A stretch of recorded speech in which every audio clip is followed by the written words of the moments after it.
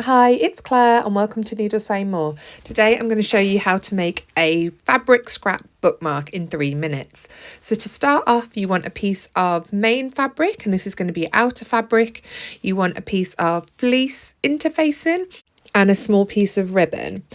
The measurements for all of these are going to be in the comments below. You want to iron on your interfacing so the long end is parallel to the middle of your fabric.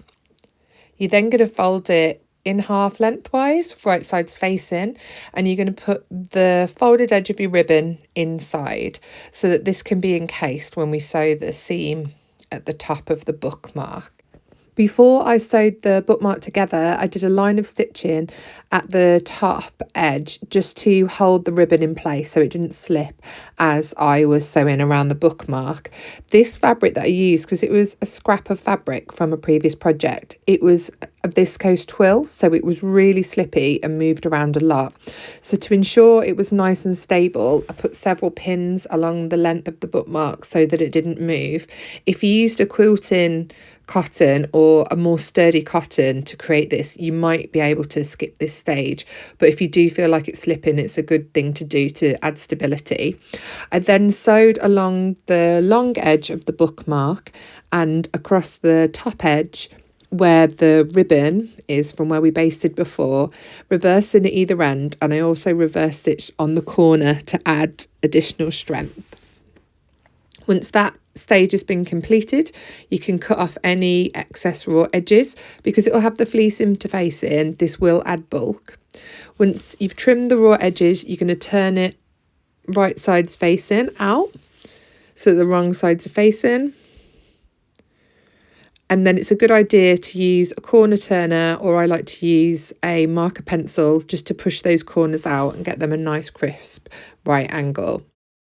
Once you're happy with the shape of your bookmark, you're going to fold in the end where you just turned it through and press it and pin it into place, and then you're going to top stitch around the entire of the bookmark in a large rectangle shape.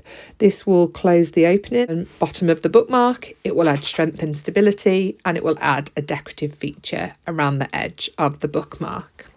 In the video, you may notice that I'm using a small piece of folded calico as I turn the corners.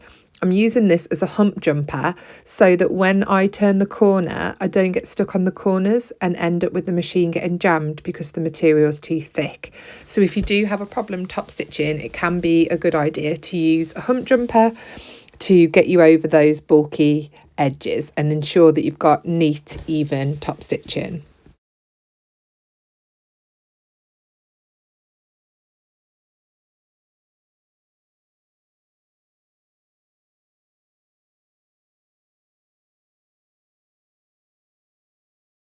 When the top stitching is complete, make sure you reverse stitch at the end, remove it from the sewing machine, check that you're happy with the stitching, trim off any loose threads, and your bookmark is ready for gifting or keeping for yourself as a great way to use up scraps and to treasure those fabrics from special projects that you can't bear to part with.